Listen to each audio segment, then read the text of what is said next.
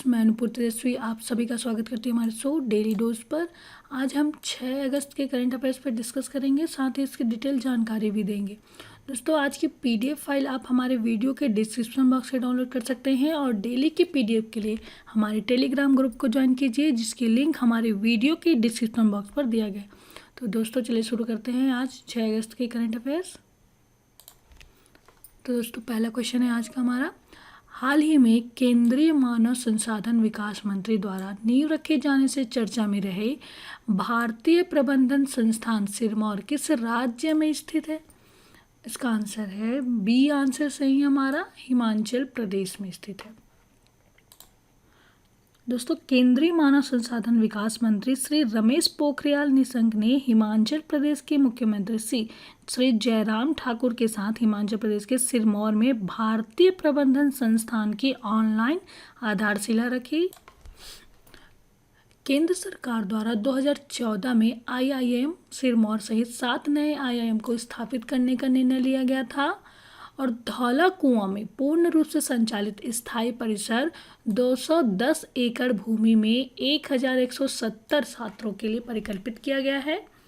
और साथ ही बताइए दोस्तों कि केंद्र सरकार ने पहले चरण में 60,384 वर्ग मीटर को कवर करने वाली निर्माण कार्यों के लिए 531.75 करोड़ रुपए की स्वीकृति प्रदान की है, जिसमें 392.51 करोड़ रुपए निर्माण कार्यों के लिए है, जो 600 छात्रों की आवश्यकताओं की पूर्ति करते हैं। तो दोस्तों, याद रखिएगा कि भारतीय प्रबंधन संस्थान सिरमौर हिमाचल प्रदेश राज्य में स्थित है।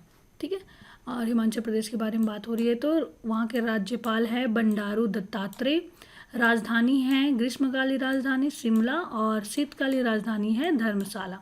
मुख्यमंत्री है जयराम ठाकुर और चीफ जस्टिस हैं लिंगप्पा नारायण स्वामी। और दोस्तों, हिमाचल प्रदेश के बारे में बात हो रही है तो हिमाचल प्रदेश में हाल ही में हिमाचल गृहिणी सुविधा योजना के तहत सभी घरों को गैस कनेक्शन देने वाला देश का पहला राज्य बना और हिमाचल प्रदेश 2022 तक प्राकृतिक तरीके से खेती करने वाला प्रदेश बनाने के लक्ष्य रखा गया। ठीक है दोस्तों, उत्तराखंड के बारे में जान लेते हैं। उत्तराखंड में हाल ही में हरेली पर्व के अवसर पर स्मृति वन का उद्घाटन किया गया उत्तराखंड में, और साथ ही राज्य में उत्पन्न कचरे से बिजली बनाने का फैसला किया गया, जिसका नाम लिया गया वेस्ट टू एनर्जी के तहत राज्य में उत्पन्न कचरे से बिजली बनाने का फैसला लिया गया है उत्तराखंड सरकार के द्वारा। और उत्तराखंड के बारे में बात हो रही है तो उत्तराखंड की राजधानी है देहरादून। इसकी स्थापना 1 नवंबर 2000 को हुई थी। राज्यपाल है बेबी रानी मौर्य, मुख्यमंत्री है त्रिवेंद्र सिंह रावत, चीफ जस्टिस हैं रमेश रंगनाथन। और दोस्तों, उत्तर प्रदेश के बारे में बात हो रही तो उत्तर प्रदेश के स्थापना हुई थी 24 जनवरी 1950 में। राजधानी है लखनऊ, मुख्यमंत्री हैं योगी आदित्यनाथ जी, राज्यपाल है आनंदीबेन पटेल और चीफ जस्टिस हैं गोविंद माथुर। दोस्तों, मध्य प्रदेश के बारे में जान लेते हैं। मध्य प्रदेश में हाल ही में रोको टोको अभियान की शुरुआत की गई थी। इसके साथ ही मध्य प्रदेश राज्य सरकार ने छात्रों की शैक्षणिक नियमितता बनाए रखने के लिए हमारा घर हमारा विद्यालय योजना की भी शुरुआत की और मध्य प्रदेश के रीवा जिले में एशिया का सबसे बड़ा सौर संयंत्र की स्थापना की गई। ठीक है, और इसके साथ ही मध्य प्रदेश की स्थापना हुई है 1 नवंबर 1956 में। राजधानी है भोपाल, मुख्यमंत्री है शिवराज सिंह चौहान, राज्यपाल है आनंदीबेन पटेल और चीफ जस्टिस हैं AK मित्तल। और साथ ही बताएं दोस्तों कि मध्य प्रदेश के राज्यपाल का हाल ही में निधन हो गया, लालजी टंडन जी का हाल ही में निधन हो गया। तो दोस्तों, ये तो था मध्य प्रदेश के बारे में। और साथ ही बता दें कि भारतीय प्रबंधन संस्थान सिरमौर हिमाचल प्रदेश राज्य में स्थित है। दोस्तों, अगला क्वेश्चन है हमारा। हाल ही में भारत सरकार के द्वारा ट्विटर और गूगल के विकल्प माने जाने वाले किन ऐप्स को प्रतिबंध कर दिया है? इसका आंसर है डी आंसर सही है हमारा, A और B। इसमें है वीबो और वैदू सर्च को प्रतिबंध कर दिया। ये 2 ऐप हैं चीन के, उसको ट्विटर और गूगल के विकल्प माने जाने वाले ऐप्स को प्रतिबंध कर दिया है भारत सरकार के द्वारा, वीबो और वैदू सर्च। 27 जुलाई को केंद्र सरकार ने 47 चीनी ऐप्स को बैन किया था। इसमें वीबो और वैदू सर्च भी शामिल है, ठीक है। और 29 जुलाई को भारत सरकार ने 59 चीनी ऐप्स को बैन किया था। और इसके साथ ही इसमें वीबो और वाइडू गूगल प्ले स्टोर और एप्पल स्टोर को भी हटा दिया गया है, ठीक है। याद रखिएगा, वीबो को चीन ने 2009 में लॉन्च किया था और दुनिया में इसके 50 करोड़ से ज़्यादा यूजर्स। तो दोस्तों याद रखिएगा, भारत सरकार के द्वारा ट्विटर और गूगल के विकल्प माने जाने वाले वीबो और वैदू सर्च ऐप को भी प्रतिबंध कर दिया गया है। दोस्तों भारत सरकार ने पहले 59 ऐप्स पर प्रतिबंध लगाया था, उसके साथ ही बाद में फिर से 47 ऐप पर प्रतिबंध लगा दिया गया था। चीन की ये ऐप्स हैं जिन पर प्रतिबंध लगाया गया था भारत सरकार के द्वारा।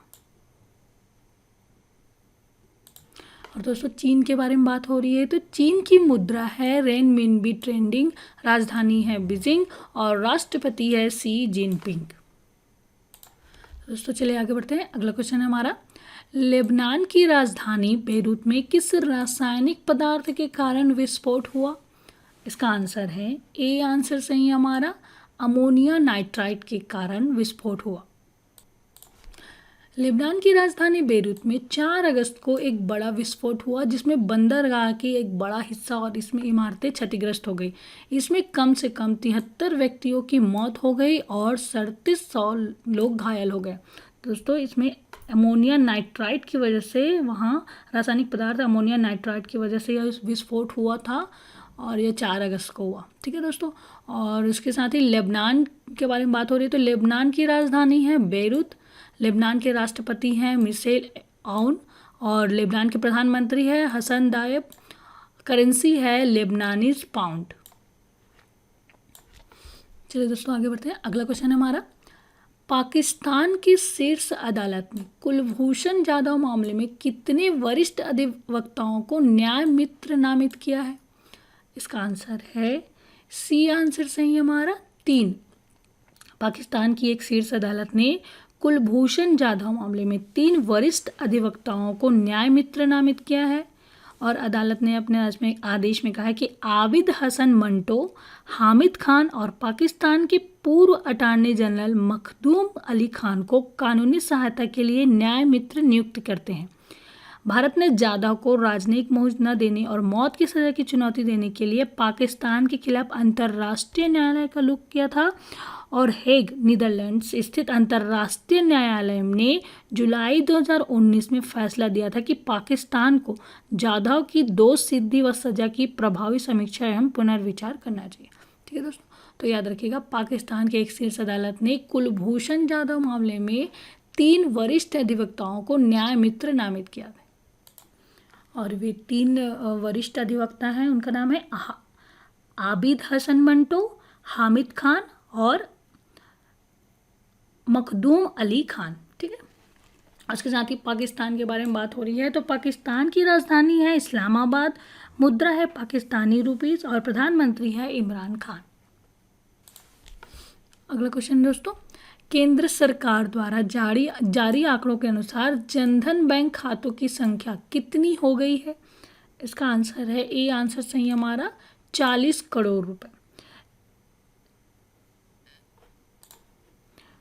केंद्र सरकार द्वारा जारी आंकड़ों के अनुसार अब तक लगभग 40.05 करोड़ लोगों के जनधन बैंक खाते खोले जा चुके हैं और इन बैंक खातों में 1.30 लाख करोड़ रुपए से अधिक राशि जमा है। जनधन खातों में यह सफलता योजना की 6ठी वर्षगांठ से कुछ ही दिन पहले ही हासिल हुई है और इस योजना का मकसद देश के तमाम लोगों को बैंकिंग सुविधा से जोड़ना है। तो दोस्तों याद रखिएगा, केंद्र सरकार द्वारा जारी आंकड़ों के अनुसार जनधन बैंक खातों की संख्या 40 करोड़ हो गई है। और दोस्तों प्रधानमंत्री जनधन योजना के बारे में जान लेते हैं। प्रधानमंत्री जनधन योजना की शुरुआत 2014 में हुई थी और इस योजना के तहत देश के गरीबों का खाता और जीरो बैलेंस पर बैंक, पोस्ट ऑफिस और राष्ट्रीयकृत बैंकों में खोला जाता है।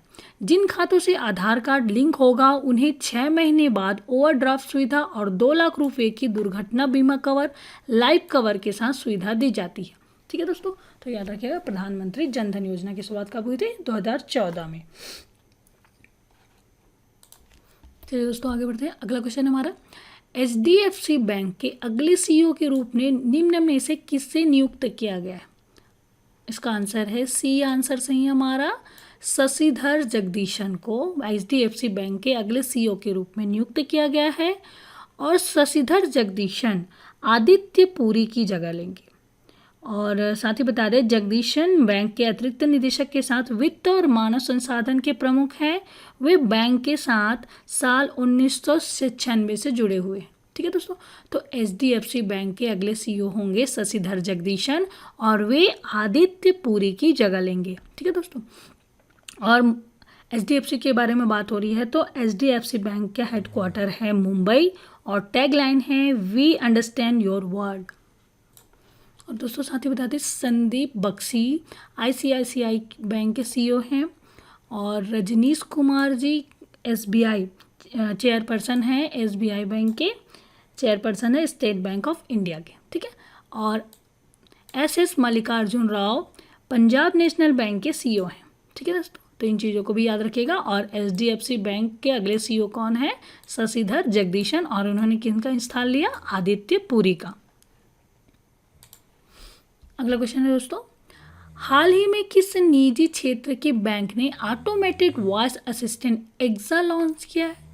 इसका आंसर है सी आंसर सही हमारा, एक्सिस बैंक ने। निजी क्षेत्र के ऋणदाता एक्सिस बैंक ने automatic voice assistant Axaa launch किया है और एक्सा एक artificial intelligent password conversation voice bot है। ऑटोमेटेड वॉइस असिस्टेंट एक ह्यूमनॉइड की तरह काम करेगा और इसमें पारंपरिक इंटरेक्टिव वॉइस रिस्पॉन्स सिस्टम से ग्राहकों को अनुभव को प्रतिमान को बदलने में क्षमता है। तो दोस्तों याद रखिएगा, एक्सा एक artificial intelligent password conversation voice bot है। ठीक है, और एक्सिस बैंक के बारे में बात हो रही है तो एक्सिस बैंक के प्रबंध निदेशक और मुख्य कार्यकारी अधिकारी हैं अमिताभ चौधरी। हेडक्वार्टर है मुंबई और टैगलाइन है बढ़ती का नाम जिंदगी। तो दोस्तों एक्सिस बैंक ने automated voice assistant Axaa launch किया है। अगला क्वेश्चन दोस्तों, भारतीय क्रिकेट नियंत्रण बोर्ड BCCI ने खिलाड़ियों को उम्र गलत बताने पर निम्न में से कितने साल का प्रतिबंध लगाने का फैसला किया है? इसका आंसर है बी आंसर सही हमारा, 2 साल का प्रतिबंध लगाने का फैसला किया है। BCCI ने खिलाड़ियों को उम्र गलत बताने पर 2 साल का प्रतिबंध लगाने का फैसला किया है और नए नियम 2020-21 सीजन में BCCI ने सभी आयु वर्ग के टूर्नामेंट्स में हिस्सा लेने वाले खिलाड़ियों पर लागू होंगे। नई नीति के मुताबिक अगर खिलाड़ी अपनी गलती मान लेता है तो उसने उम्र संबंधित गड़बड़ी की है तो वह बच सकता है, और इस बात को छिपाने पर अगर खिलाड़ी पकड़ा जाता है तो BCCI उसे 2 साल के लिए बैन कर सकती है। और BCCI under 16 age group tournament के लिए सिर्फ उन खिलाड़ियों को पंजीकृत किया जाएगा जिनकी उम्र 14 से 16 वर्ष की है। तो दोस्तों याद रखिएगा, भारतीय क्रिकेट नियंत्रण बोर्ड BCCI ने खिलाड़ियों को उम्र गलत बताने पर 2 साल का प्रतिबंध लगाने का फैसला किया है। और दोस्तों जान लेते हैं, board of control for cricket in India BCCI के प्रेसिडेंट हैं सौरभ गांगुली जी, सेक्रेटरी है जय शाह, हेडक्वार्टर है मुंबई और इसकी स्थापना हुई थी दिसंबर 1928 में। चलिए आगे बढ़ते हैं। अगला क्वेश्चन है दोस्तों हमारा, हाल ही में मार्क एंथोनी फिलिप्स ने किस देश के प्रधानमंत्री के रूप में शपथ ली है? इसका आंसर है सी आंसर सही हमारा, गुयाना। गुयाना रक्षा बल के पूर्व चीफ ऑफ स्टाफ और सेवानिवृत्त ब्रिगेडियर मार्क एंथोनी फिलिप्स ने गुयाना के प्रधानमंत्री के रूप में शपथ ली है और उन्होंने 2013 से 2016 तक गुयाना रक्षा बल के चीफ ऑफ स्टाफ के रूप में कार्य किया है। इस बीच पूर्व राष्ट्रपति भरत जगदेव ने उपराष्ट्रपति के रूप में शपथ ली। और दोस्तों गुयाना के बारे में बात हो रही है तो गुयाना की राष्ट्रपति है मोहम्मद इरफान अली, गुयाना की राजधानी है जॉर्ज टाउन और गुयाना की मुद्रा है गुयानीज डॉलर। ठीक है दोस्तों, तो याद रखिएगा गुयाना के प्रधानमंत्री के पद पर मार्क एंथनी फिलिप्स ने शपथ ली और उपराष्ट्रपति के रूप में भरत, पूर्व राष्ट्रपति हैं वे, उपराष्ट्रपति के रूप में शपथ लिए भरत जगदेव, और वहाँ के राष्ट्रपति कौन है? मोहम्मद इरफान अली। तो इन चीज़ों को याद रखिएगा दोस्तों। चलिए आगे बढ़ते हैं। अगला क्वेश्चन हमारा, हाल ही में किस राज्य के द्वारा केंद्रीय एवं राज्य सरकार की योजनाओं का लाभ प्राप्त करने के में लोगों को सक्षम बनाने हेतु परिवार पहचान पत्र पहल के शुरू किया गया है? इसका आंसर है बी, आंसर सही हमारा हरियाणा राज्य सरकार के द्वारा केंद्रीय एवं राज्य सरकार की योजनाओं का लाभ प्राप्त करने में लोगों को सक्षम बनाने हेतु परिवार पहचान पत्र पहल की शुरू किया गया। दोस्तों, सरकारी योजनाओं का लाभ लेने के लिए हरियाणा के लोगों को अब अनेक दस्तावेजों को संभालने की ज़रूरत नहीं होगी, बल्कि उनकी जगह अब परिवार पहचान पत्र एक नया दस्तावेज बनेगा। इसमें परिवार सहित बाकी दस्तावेजों की एकीकृत जानकारी होगी और इसके माध्यम से लोग सरकार के साथ पत्राचार और संवाद करेंगे। पंचकूला में हरियाणा के मुख्यमंत्री मनोहर लाल खट्टर ने परिवार पहचान पत्र वितरित कर एक योजना का शुभारंभ किया। और दोस्तों बता दें, वर्तमान में 4 योजनाएं हैं हरियाणा सरकार के द्वारा। मुख्यमंत्री परिवार समृद्धि योजना, वृद्धावस्था सम्मान भत्ता योजना और दिव्यांगजन पेंशन योजना और विधवा एवं निराश्रित महिलाएं पेंशन योजना को परिवार पहचान पत्र के साथ जोड़ा गया है। और मुख्यमंत्री ने घोषणा की है कि अगले 3 महीनों के भीतर राज्य के सभी सरकारी विभागों की विभिन्न कल्याणकारी योजनाओं को परिवार पहचान पत्र से जोड़ा जाएगा। ठीक है दोस्तों, तो याद रखिएगा, परिवार पहचान पत्र से इन सारी योजनाओं को जोड़ा जाएगा। और उसके साथ ही बता दें, महिला एवं किशोरी सम्मान योजना तथा मुख्यमंत्री दूध उपहार योजना का भी शुभारंभ किया गया हरियाणा सरकार के द्वारा।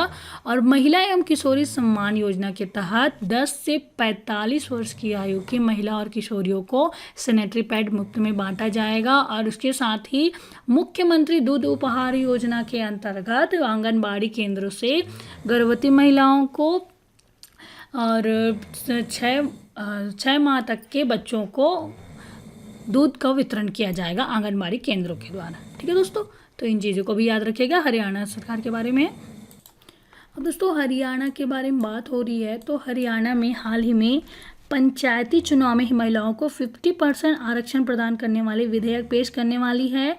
और उसके साथ ही EDC एक्सटर्नल डेवलपमेंट चार्ज और IDC इंफ्रास्ट्रक्चर डेवलपमेंट चार्ज की लंबित देयताओं की एकमुश्त वसूली के लिए समाधान से विकास नामक योजना की भी शुरुआत की गई हरियाणा सरकार के द्वारा। ठीक है, और हरियाणा की स्थापना 1 नवंबर 1966 में हुई। राजधानी है चंडीगढ़, राज्यपाल है सत्यदेव नारायण आर्य, मुख्यमंत्री है मनोहर लाल खट्टर जी। उत्तराखंड के बारे में जान लेते हैं। उत्तराखंड में हाल ही में हरेली पर्व के अवसर पर स्मृति वन का उद्घाटन किया गया और वेस्ट टू एनर्जी के तहत राज्य में उत्पन्न कचरे से बिजली बनाने का फैसला किया गया है। उत्तराखंड के बारे में बात हो रही है तो उत्तराखंड की राजधानी है देहरादून। इसकी स्थापना 1 नवंबर 2000 को हुई। राज्यपाल है बेबी रानी मौर्य, मुख्यमंत्री है त्रिवेंद्र सिंह रावत और चीफ जस्टिस हैं रमेश रंगनाथन। उत्तर प्रदेश के बारे में जान लेते हैं। उत्तर प्रदेश में हाल ही में मिशन वृक्षारोपण 2020 की शुरुआत की गई और उत्तर प्रदेश की स्थापना 24 जनवरी 1950 में हुई। राजधानी है लखनऊ, मुख्यमंत्री है योगी आदित्यनाथ, राज्यपाल है आनंदीबेन पटेल और चीफ जस्टिस है गोविंद माथुर। दोस्तों, मध्य प्रदेश के बारे में जान लेते हैं। मध्य प्रदेश में हाल ही में मध्य प्रदेश राज्य सरकार ने छात्रों की शैक्षणिक नियमितता बनाए रखने के लिए हमारा घर हमारा विद्यालय योजना की शुरुआत की। इसके साथ ही मध्य प्रदेश के रीवा जिले में एशिया का सबसे बड़ा सौर ऊर्जा संयंत्र की स्थापना हुई और हाल ही में सार्थक ऐप लॉन्च किया गया। और इसके साथ ही कोविड-19 के प्रसार को कंट्रोल करने के लिए किल कोरोना अभियान की भी शुरुआत हुई मध्य प्रदेश सरकार के द्वारा। और मध्य प्रदेश में मास्क पहनने के लिए अनिवार्य करने के लिए रोको टोको अभियान की भी शुरुआत हुई। ठीक है दोस्तों, और हाल ही में वहाँ के राज्यपाल, मध्य प्रदेश के राज्यपाल लालजी टंडन जी का निधन हो गया। मध्य प्रदेश की स्थापना 1 नवंबर 1956 में हुई। राजधानी है भोपाल, मुख्यमंत्री है शिवराज सिंह चौहान और राज्यपाल है आनंदीबेन पटेल, चीफ जस्टिस हैं AK मित्तल जी। चलिए आगे बढ़ते हैं। अगला क्वेश्चन है दोस्तों, हाल ही में नेशनल कोऑपरेटिव डेवलपमेंट कॉरपोरेशन के द्वारा कोऑपरेटिव संस्थाओं के रजिस्ट्रेशन में मदद हेतु किस चैनल की शुरुआत की गई है? इसका आंसर है बी आंसर सही है हमारा, सहकार कोऑपरेटिव चैनल की शुरुआत की गई। केंद्रीय कृषि एवं किसान कल्याण, ग्रामीण विकास तथा पंचायती राज मंत्री श्री नरेंद्र सिंह तोमर ने राष्ट्रीय सहकारी विकास निगम के सहकार कोऑपरेटिव चैनल का शुभारंभ किया और एनसीडीसी ने वन स्टॉप चैनल के रूप में अपना वह चैनल शुरू किया है, जो शुरुआत में हिंदी है और 18 राज्यों के क्षेत्रीय भाषाओं में रहेगा। श्री तोमर ने राज्यों के लिए सहकारी समितियों के गठन और पंजीकरण से संबंधित मार्गदर्शक वीडियो भी जारी किए हैं। और दोस्तों, YouTube प्लेटफॉर्म पर चलने वाले सहकार कोऑपरेटिव चैनल की शुरुआत उत्तर प्रदेश, उत्तराखंड, मध्य प्रदेश, बिहार, छत्तीसगढ़, झारखंड, हरियाणा, हिमाचल, तमिलनाडु, पश्चिम बंगाल, महाराष्ट्र, उड़ीसा, मिजोरम, त्रिपुरा, केरल, गुजरात, पंजाब एवं कर्नाटक के मार्गदर्शक वीडियो के साथ की गई है और एनसीडीसी के इन हाउस डिज़ाइन स्टूडियो ने विभिन्न राज्यों के लिए विविध भाषाओं में ये वीडियो तैयार किए हैं। तो दोस्तों याद रखिएगा, नेशनल कोऑपरेटिव डेवलपमेंट कॉरपोरेशन के द्वारा कोऑपरेटिव संस्थाओं के रजिस्ट्रेशन में मदद हेतु सहकार कोऑपरेटिव चैनल की शुरुआत की है। किस लिए? नेशनल कोऑपरेटिव डेवलपमेंट कॉरपोरेशन के द्वारा कोऑपरेटिव संस्थाओं के रजिस्ट्रेशन में मदद के लिए सहकार कोऑपरेटिव की चैनल की शुरुआत की। और इसकी शुरुआत किसके द्वारा की गई? श्री नरेंद्र सिंह तोमर के द्वारा। अगला क्वेश्चन दोस्तों, बिहार की निम्न में से किस योजना को G20 सम्मेलन में प्रस्तुतिकरण किया जाएगा? इसका आंसर है सी आंसर सही हमारा, जल निश्चय योजना को G20 सम्मेलन में प्रस्तुतिकरण किया जाएगा। बिहार की हर घर नल जल निश्चय योजना को अंतर्राष्ट्रीय पहचान मिलेगी। G20 देशों में सम्मेलन की इस योजना का प्रस्तुतिकरण किया जाएगा। भारत सरकार की ओर से इसकी प्रस्तुति सम्मेलन में की जाएगी और बिहार की ओर से इस योजना का विस्तृत रिपोर्ट भारत सरकार को भेज दी गई है। और G20 में शामिल सभी देशों का सम्मेलन 21 से 22 नवंबर को सऊदी अरब की राजधानी रियाद में हो रहा है। और दोस्तों, योजनाओं के बारे में बात हो रही है तो हाल ही की योजनाओं के बारे में जान लेते हैं। इसमें पहला है अमेज़न ई वाणिज्य कंपनी के द्वारा अपने प्रोजेक्ट कुइपर कार्यक्रम के तहत इंटरनेट सेवाओं को बढ़ाने हेतु 3200 से ज़्यादा उपग्रह छोड़े जाएंगे। ओके दोस्तों, अमेज़न के द्वारा क्या प्रोजेक्ट कुइपर के तहत इंटरनेट सेवाओं को बढ़ाने के लिए 3200 से ज़्यादा उपग्रह छोड़े जाएंगे, याद रखिएगा। गुजरात एशिया की सबसे बड़ी बानस डेयरी में जानवरों के गोबर से CNG उत्पन्न करने की अनूठी परियोजना शुरू कर रही है। ठीक है, गुजरात ने एशिया की सबसे बड़ी बानस डेयरी में जानवरों के गोबर से CNG उत्पन्न करने की अनूठी परियोजना की शुरू की। ठीक है, और ब्रिटेन में अश्वेत शख्सियत महात्मा गांधी, जासूस नूर नियात खान और मैरी सिकोल की उपलब्धियों पर इनके तस्वीरों वाले सिक्के जारी करने की योजना बनाई है। ठीक है दोस्तों, याद रखिएगा, ब्रिटेन ने महात्मा गांधी, जासूस नूर इनायत खान और मैरी सिकोल की उपलब्धियों पर उनकी एक सिक्के जारी करने की योजना बना रही है। और इसके साथ ही सिंगापुर स्थित एक गैर सरकारी संगठन alliance to end plastic waste आगामी 5 वर्षों में प्लास्टिक अपशिष्ट को कम करने हेतु भारत में 70 से 100 मिलियन अमेरिकी डॉलर निवेश करने की योजना बना रहा है। तो दोस्तों ये भी याद रखिएगा। और मिजोरम में विश्व स्तरीय थेनजोल गोल्फ रिसोर्ट परियोजना का उद्घाटन केंद्रीय पर्यटन राज्य मंत्री श्री प्रहलाद सिंह पटेल ने स्वदेश दर्शन योजना के तहत किया है। ठीक है दोस्तों, याद रखिएगा, मिजोरम में विश्व स्तरीय थेनजोल गोल्फ रिसोर्ट परियोजना का उद्घाटन किसने किया? श्री प्रहलाद सिंह पटेल ने स्वदेश दर्शन योजना के तहत किया। ठीक है, ये भी याद रखिएगा। और ई रक्षा बंधन नाम से एक अभिनव आभासी साइबर जागरूकता अभियान शुरू किया है आंध्र प्रदेश ने। ठीक है, आंध्र प्रदेश ने क्या साइबर जागरूकता अभियान शुरू किया है? ई रक्षा बंधन नाम से। और एक मास्क अनेक जिंदगी जन जागरूकता अभियान की शुरुआत की मध्य प्रदेश सरकार के द्वारा। मध्य प्रदेश सरकार ने एक मास्क अनेक जिंदगी जन जागरूकता अभियान की शुरुआत हुई। और 20 अगस्त 2020 से इंदिरा रसोई योजना की शुरुआत होगी राजस्थान में। ठीक है, राजस्थान में क्या होगा, 20 अगस्त 2020 से इंदिरा रसोई योजना की शुरुआत होगी। तो दोस्तों ये तो था हाल ही की योजनाएं। तो दोस्तों याद रखिएगा, जल निश्चय योजना को G20 सम्मेलन में प्रस्तुतिकरण किया जाएगा। ठीक है, अब इसके साथ ही प्रोत्साहन योजना के बारे में जान लेते हैं। प्रोत्साहन योजना इलेक्ट्रिक विनिर्माण कंपनियों को अगले 5 वर्षों तक 4% से 6% तक प्रोत्साहन राशि दी जाएगी इस प्रोत्साहन राशि योजना के तहत।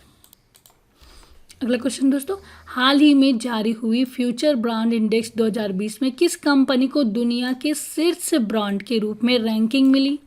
इसका आंसर है बी, आंसर सही हमारा एप्पल को।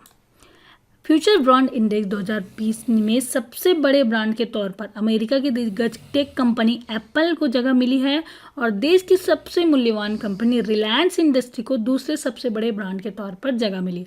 फ्यूचर ब्रांड ने कहा है कि RIL पहली बार इस सूची में शामिल हुई है और बड़ी छलांग लगाकर सीधे दूसरे पदार्थ पर पहुंच गई। कंपनी ने RIL भारत की सबसे ज़्यादा मुनाफा कमाने वाली कंपनियों में से एक है।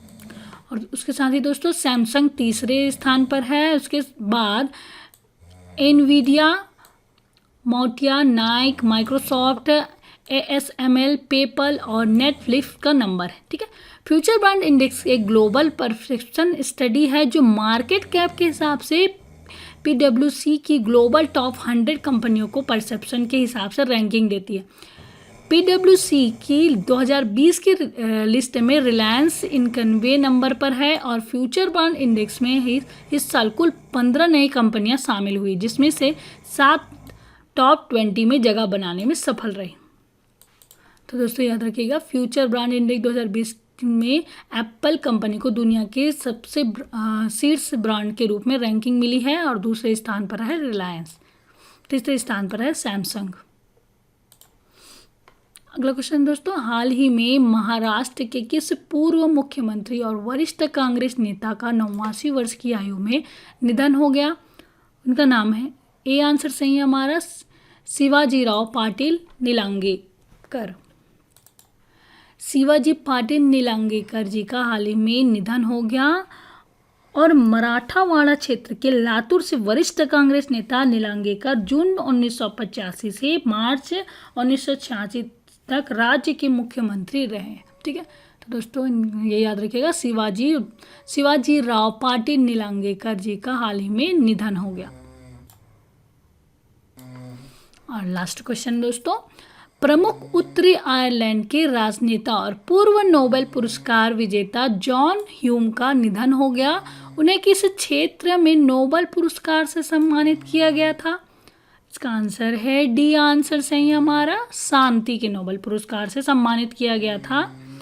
उत्तरी आयरलैंड में हिंसा खत्म करने के लिए काम करने की खातिर शांति नोबेल पुरस्कार विजेता जॉन ह्यूम का 83 वर्ष की उम्र में निधन हो गया और उदारवादी social democratic and labour party के कैथोलिक नेता ह्यूम को उत्तरी आयरलैंड ने 1998 में शांति समझौते के मुख्य सूत्रधार माना जाता है। क्षेत्र में जाति हिंसा को समाप्त करने में भूमिका निभाने के लिए उन्हें अल्स्टर यूनियनिस्टिक पार्टी के प्रोटेस्ट नेता डेविड रिबल के साथ नोबेल पुरस्कार मिला था। तो दोस्तों याद रखिएगा, हाल ही उत्तरी आयरलैंड के राजनेता और पूर्व नोबेल पुरस्कार विजेता जॉन ह्यूम का हाल ही में निधन हो गया और उन्हें शांति के क्षेत्र में नोबेल पुरस्कार प्राप्त हुआ। तो दोस्तों ये तो था 6 अगस्त के करंट अफेयर जिसके बारे में डिस्कस किया। चलिए आगे बढ़ते हैं और करंट अफेयर्स आधारित जीके वन लाइनर पर डिस्कस करते हैं। तो इसमें पहला क्वेश्चन है दोस्तों, हाल ही में चर्चा में रही दुनिया के सबसे ऊंचा रेलवे पुल का निर्माण किस नदी पर किया जा रहा है, वह कहाँ स्थित है? तो दोस्तों दुनिया का सबसे ऊंचा रेलवे पुल का निर्माण चिनाब नदी पर किया जा रहा है और यह रियासी जिला जम्मू कश्मीर में स्थित है। अगला क्वेश्चन दोस्तों, सरकार के निर्देश से बफर स्टॉक बनाने हेतु प्याज की खरीद से चर्चा में रहे नाफेड की स्थापना कब और किस उद्देश्य हेतु की थी? तो दोस्तों इसका आंसर है बफर स्टॉक बनाने हेतु प्याज की खरीद से चर्चा में रही नाफेड की स्थापना 1998 में हुई। नाफेड की स्थापना 1958 में हुई और इसका उद्देश्य है कृषि उत्पाद के सहकारी विपणन हेतु। क्या है इसके? नाफेड की स्थापना कब हुई? 1958 में और इसका उद्देश्य है कृषि उत्पाद के सहकारी विपणन हेतु। अगला क्वेश्चन है स्वामी विवेकानंद सांस्कृतिक केंद्र द्वारा आयोजन से चर्चा में रहे बाउल क्या है? तो दोस्तों स्वामी विवेकानंद सांस्कृतिक केंद्र का द्वारा आयोजन से चर्चा में रहे बाउल क्या है? बाउल है पश्चिम बंगाल और बांग्लादेश में प्रचलित आध्यात्मिक लोक गायन है और यूनेस्को के सांस्कृतिक विरासत सूची में शामिल। या क्या है? पश्चिम बंगाल और बांग्लादेश में प्रचलित आध्यात्मिक लोक गायन है बाउल, यूनेस्को के सांस्कृतिक विरासत की सूची में भी शामिल है ये। अगला क्वेश्चन है हाल ही में दिशा निर्देश जारी करने से चर्चा में रही ड्रोन परिचालन प्रणालियों का रेगुलेशन किस संस्था के द्वारा किया जाता है? दोस्तों ड्रोन परिचालन प्रणालियों का रेगुलेशन बाजार विमानन सुरक्षा ब्यूरो BCAS के द्वारा किया जाता है। और लास्ट क्वेश्चन है दोस्तों हाल ही में अपनी पुण्यतिथि से चर्चा में रहे किस राष्ट्र नेता के नाम शिवाजी जयंती और गणेश उत्सव को लोक उत्सव के रूप में मनाने स्वदेशी आंदोलन के प्रणेता श्रमिकों को राष्ट्रीय आंदोलन से जोड़ने एवं गीता रहस्य लिखने की उपलब्धि हासिल है? वे राष्ट्र नेता हैं बाल गंगाधर तिलक। तो दोस्तों ये तो था जीके पर आधारित वन लाइनर क्वेश्चंस और इसके साथ ही आगे बढ़ते हैं और 5 अगस्त 2020 के करंट अफेयर्स का रिवीजन कर लेते हैं। ठीक है, तो पहला क्वेश्चन है इसमें किस राज्य सरकार ने महिला एवं किशोरी सम्मान योजना तथा मुख्यमंत्री दूध उपहार योजना का शुभारंभ किया? इसका आंसर है हरियाणा राज्य सरकार ने महिला एवं किशोरी सम्मान योजना और मुख्यमंत्री दूध उपहार योजना का शुभारंभ किया हरियाणा राज्य सरकार ने। दूसरा क्वेश्चन है केंद्रीय पर्यटन राज्य मंत्री श्री प्रहलाद सिंह पटेल ने स्वदेश दर्शन योजना के तहत किस राज्य में विश्व स्तरीय थेंजोल गोल्फ रिसोर्ट परियोजना का उद्घाटन किया? इसका आंसर है मिजोरम। मिजोरम में थेंजोल गोल्फ रिसोर्ट परियोजना का उद्घाटन किया गया। अगला क्वेश्चन है देश का पहला हिम तेंदुआ संरक्षण केंद्र उत्तरकाशी की भैरव घाटी में लंका नामक स्थान पर स्थापित किया जाएगा। इस केंद्र की रूपरेखा किस देश में सहयोग से निर्मित की गई है?